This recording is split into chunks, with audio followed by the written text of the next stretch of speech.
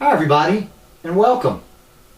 I'm Pancho, your man of the book and Colorado Watchman, coming to you from Rico, Colorado. You may be wondering what this strange symbol is there on the back of my computer. Well, that is called the sigil of Satan, or the sign of Lucifer. It's actually based on a geometric figure called the incursive hexagram. And that's right, it's the sign of the devil, and I have it right there on the back of my computer facing you for today's teaching. Isn't that strange, do you think? Look, check this out. Look, I got one on my phone too. It's the symbol for rebellion against God, actually. That's our adversary, Satan, and that's exactly what he promotes, rebellion against God. Check this out. Got one on my guitar too, man. Look at that, isn't that cool? Got that cool sigil of Satan right there on my guitar. Now, you may be wondering, is it okay for a Christian, and particularly a preacher, to have the sigil of Satan, the symbol for rebellion against God, on what are essentially my most used items? My guitar, my computer, my phone.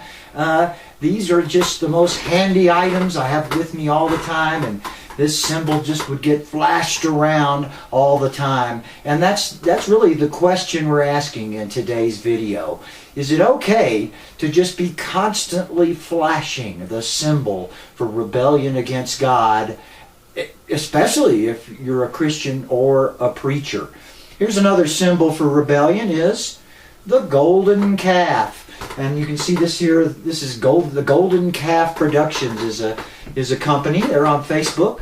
Would I like to hire them, like say for a church? If I was going to do something for the church, would I want Golden Calf Productions and hire? Is that okay? I mean, it's just a symbol.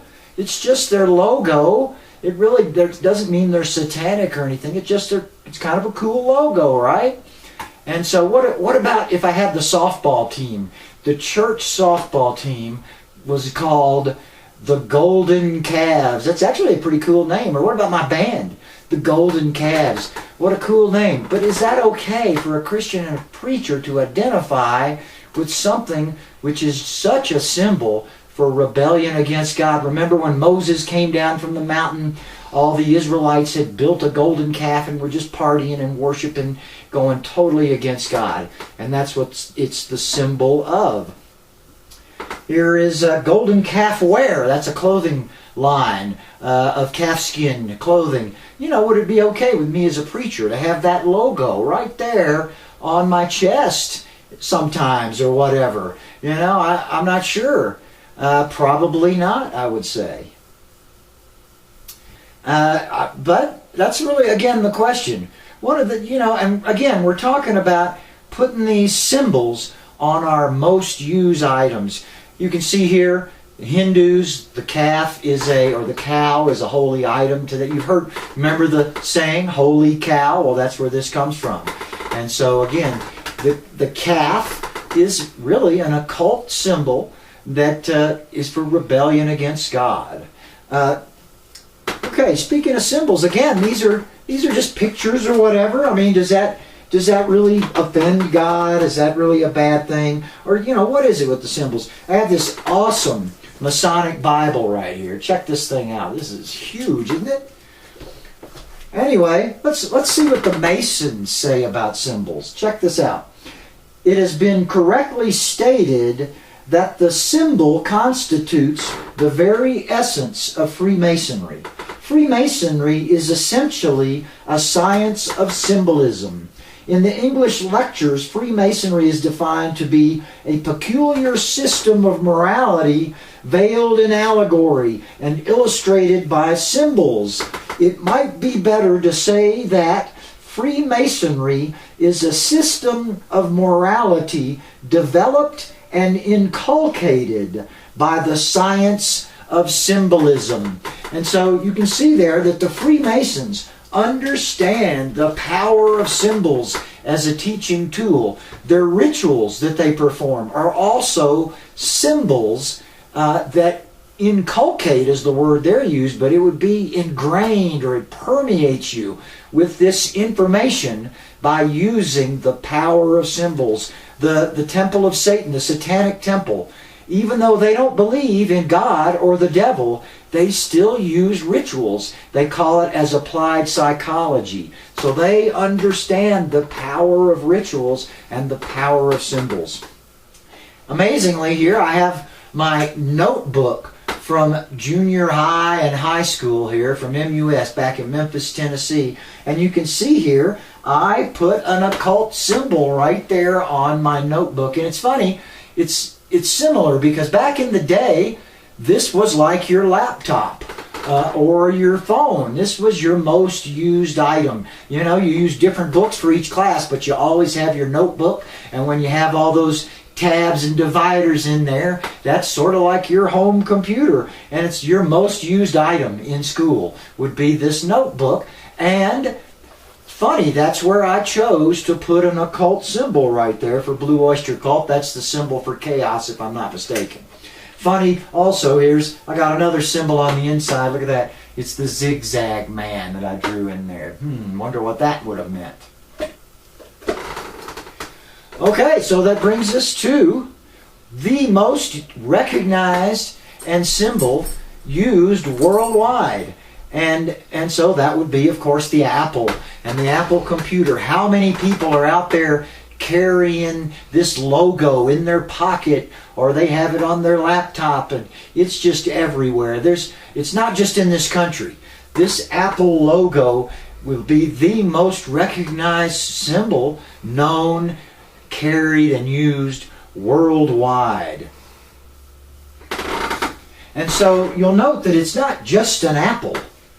It's the bitten apple, right? So it's got a bite taken out of it. So what's wrong with that? What is the problem with the apple symbol? Well, let's just go right to Google here. You put in the search for the bitten apple, and what is your result?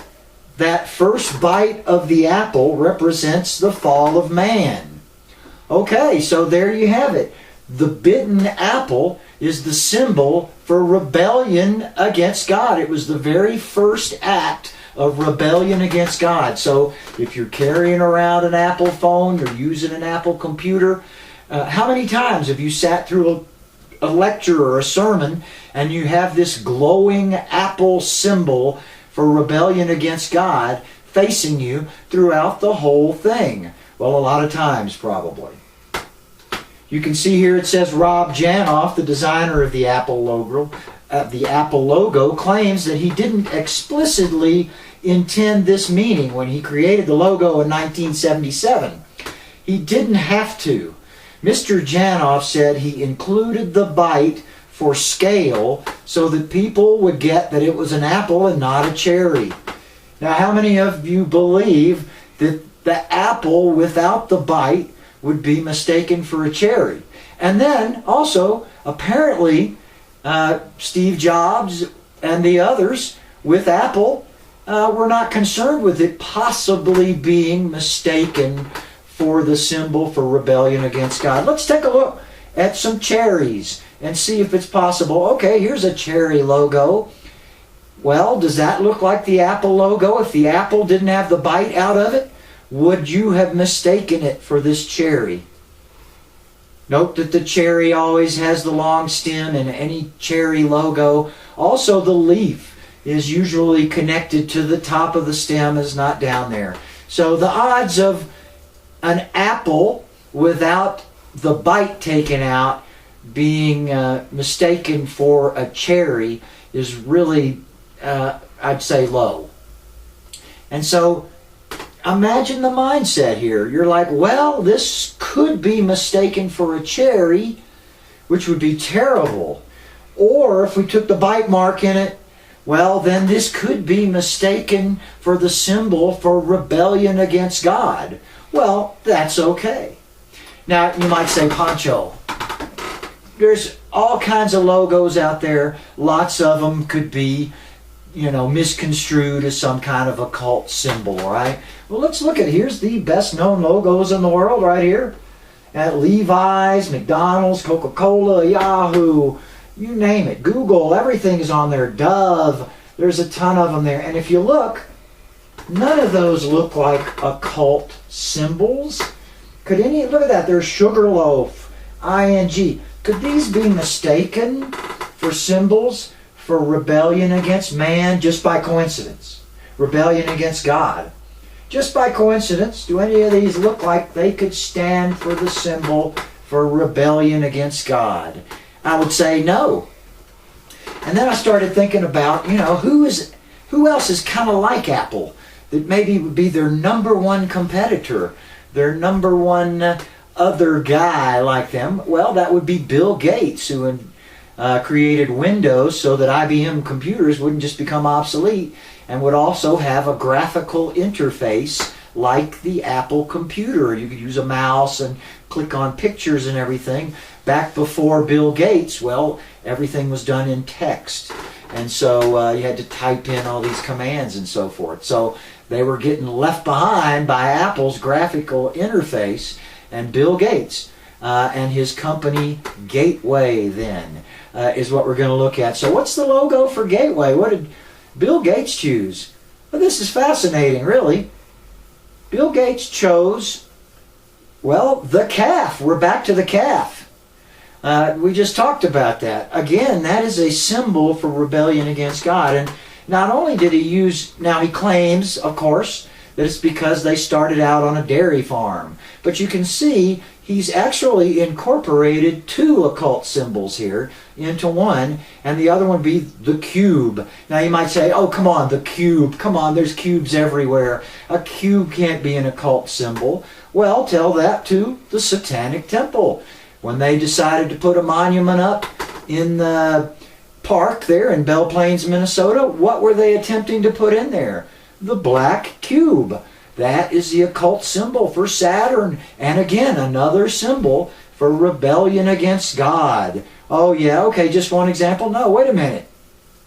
This is the Kaaba. It's spelled K-A-A-B-A. Well, you've heard how Muslims are supposed to pilgrimage to Mecca at least once in their lifetime. And this is where they come to Mecca. And they walk in circles, is what happens, around the Kaaba. And the Kaaba, the word Kaaba, simply means cube. And so there you have yet another occult black cube there, the Kaaba. Here you got Lady Gaga inside a cube. She's very occult in her symbolism. Check this out. Here's the out front of J.P. Morgan and Chase Bank. They used the cube. And ironically, there's a homeless man sleeping right out in front of the world's largest banking organization who coincidentally chose the black cube as their symbol. Now this is fascinating, really. Check this out. Now if you take the cube and flatten it out, it actually forms a hexagon. If you take the three-dimensional cube figure and look at it flat on and make it into a two-dimensional figure, that is a hexagon. And it's interesting, anything with the word hex in it or six, anything that represents six frequently is an occult symbol. But what I find even really incredible here, remember I said the black cube represents Saturn. Let's look at this photo from the Voyager space probe. Took a photo of the North Pole of Saturn, and look at that. So this is for real. This is not some kind of trick. You can check it out yourself, and I advise you to. That there is a hexagon on the North Pole of Saturn. Scientists try to explain it. They really have no idea what the deal is and why there would be a hexagon on the North Pole. Even bigger question would be, how did ancients happen to know that there was a hexagon on the top of Saturn and then use that as the occult symbol for Saturn? Again, almost anything with the 6 in it or representing 6 is frequently used as an occult symbol. The 666, there's our hexagon right there. Here's a hexagram. Remember I told you this symbol is based on the incursive hexagram. And if you think about it, what about the word hex? If I'm going to put a hex on you, what does that mean? That's like an evil curse, a bad spell. And we call it what? A hex. Well, where do you think that comes from? Of course, here's the cube and Saturn all together there in one.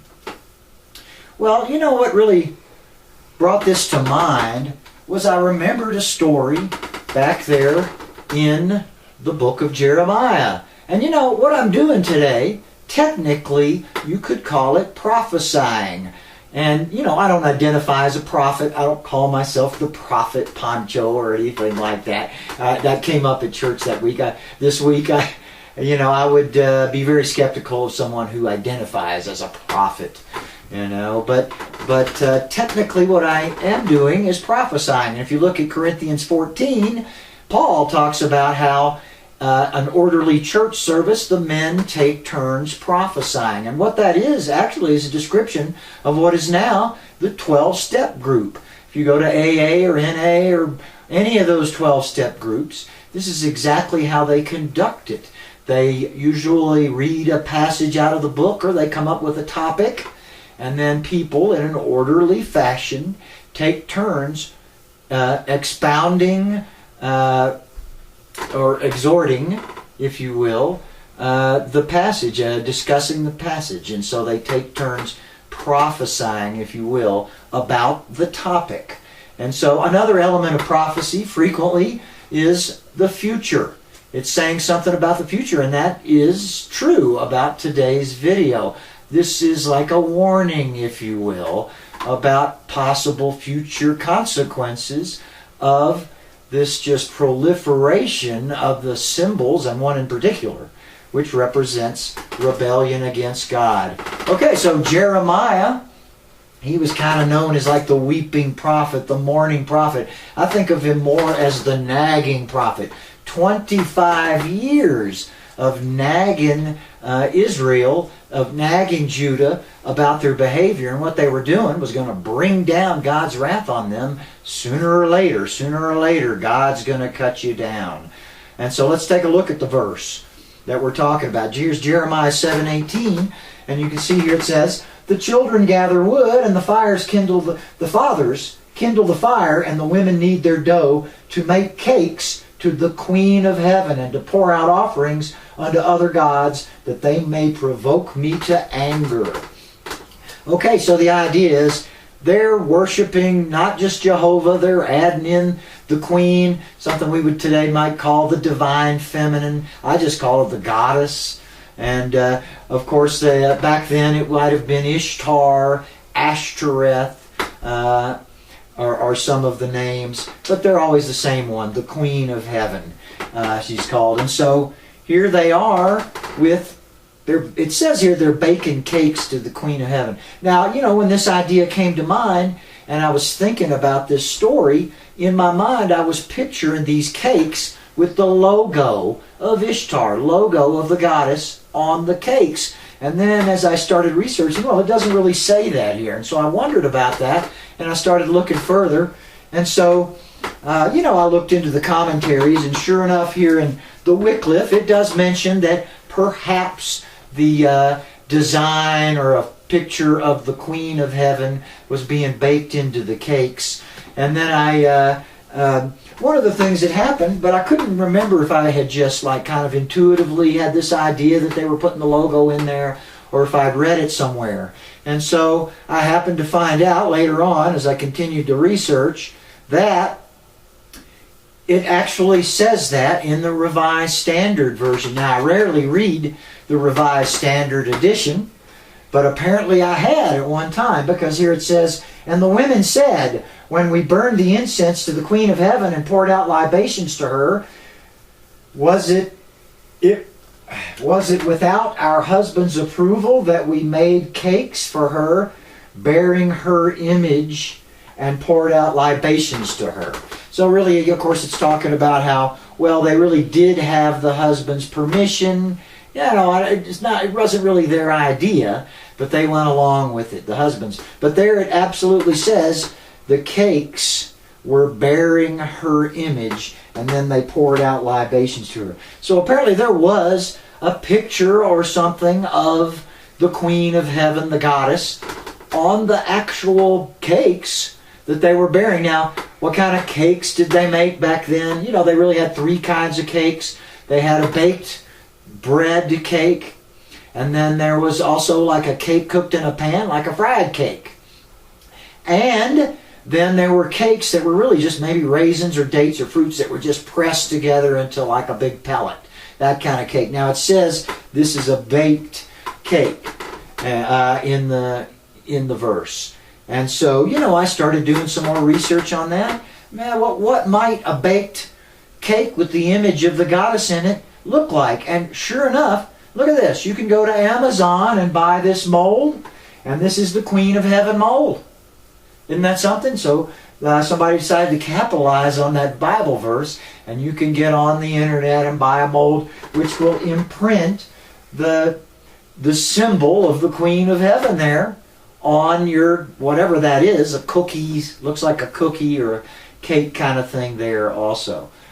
Isn't that amazing? And so, yes, you can just go right online and buy the Queen of Heaven cake mold if you like. Now, is it okay to go ahead and just bake these like that? The Queen of Heaven, I mean, is God, or is it really going to bring down judgment? God had a real bad time with it back then in Jeremiah, and ultimately led to the destruction of Israel, and they were invaded by Babylon and taken into captivity, and Israel was pretty much wiped out. So that's what happened, and part of the thing that was mentioned was, well, heck, they were baking these cakes just like this, specifically mentioned. So what about today? I mentioned me being a prophet earlier and prophesying. There's tons of false prophets out there. And so how do you know which is a true prophet and a false prophet? Well, for starters, the true prophets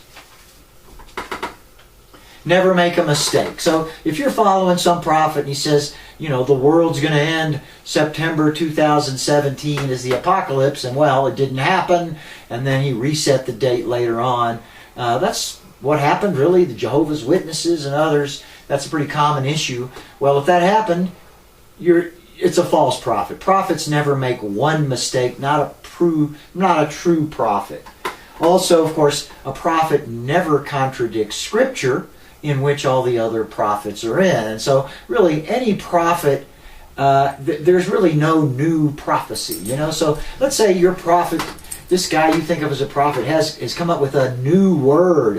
Well, that means he's a false prophet, because ultimately all prophets say the same thing. They have the same message, because the message doesn't change.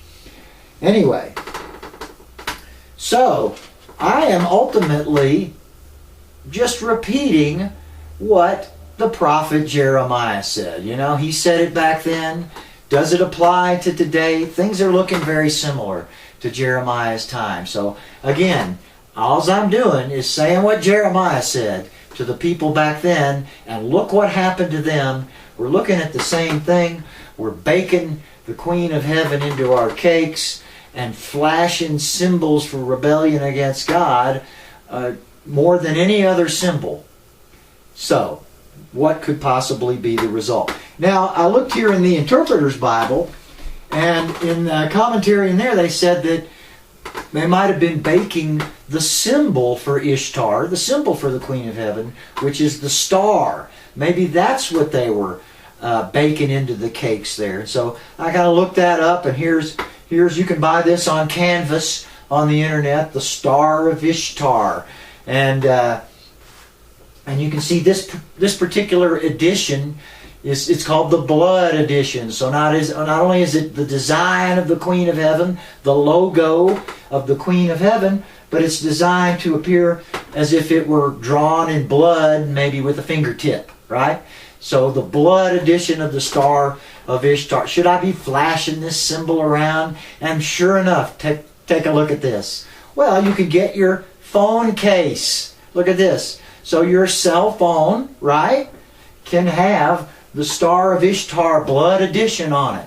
Now, is that okay for a Christian and a preacher to be carrying a phone case, his most used item? Remember, we're back to that.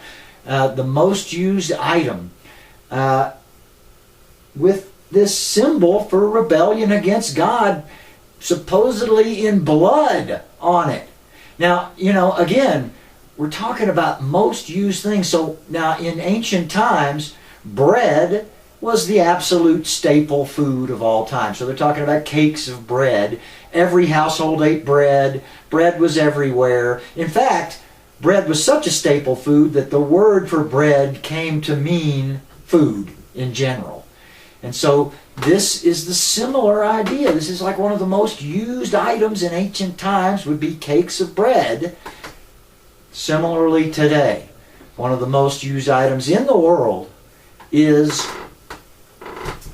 your cell phone, your laptop, and, you know, back in the 70s, your notebook. What is another really commonly used item? Do you know what the second biggest commodity item in the world, second to oil, is? Well, that's coffee. And look at that. Can you believe it?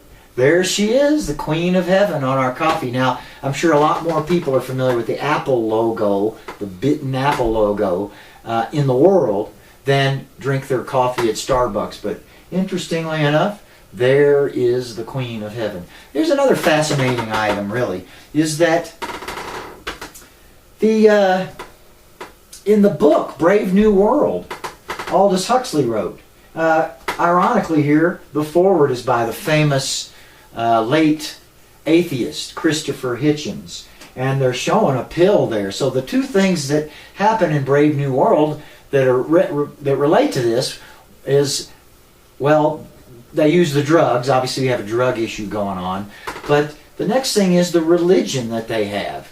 You know, the Christian religion in the book is banished and replaced with Fordism.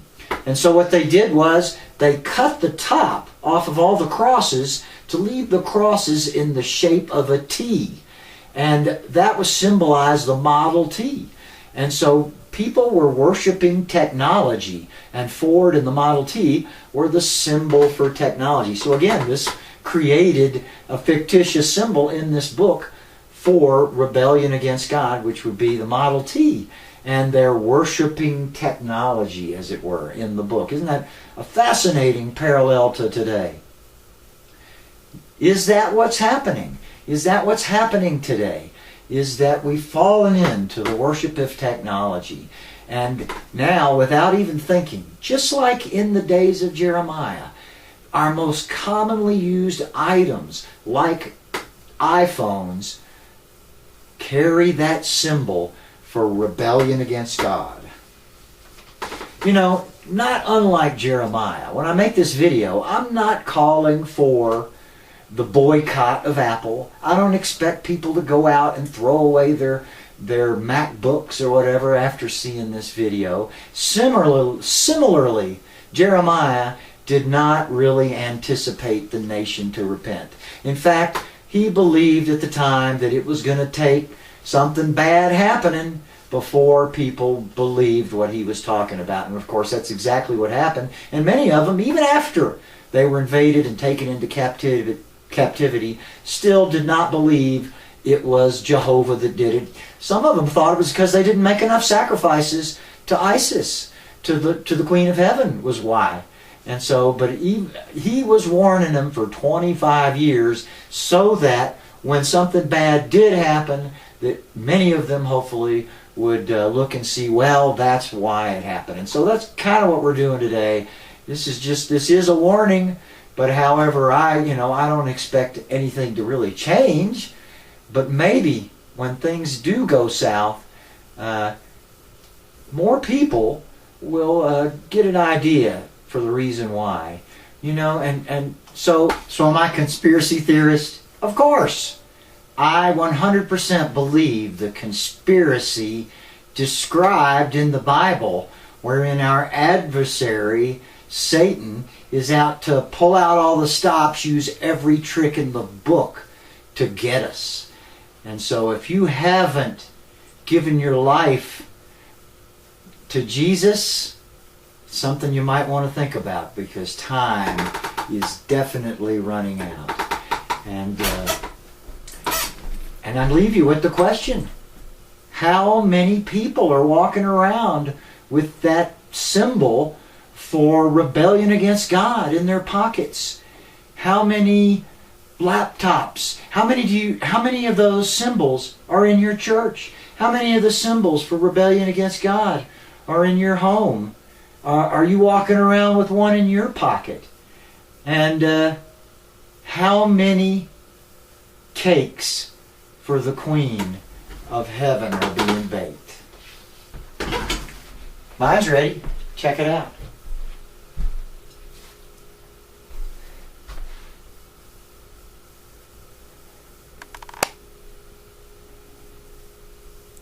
Apple bless you.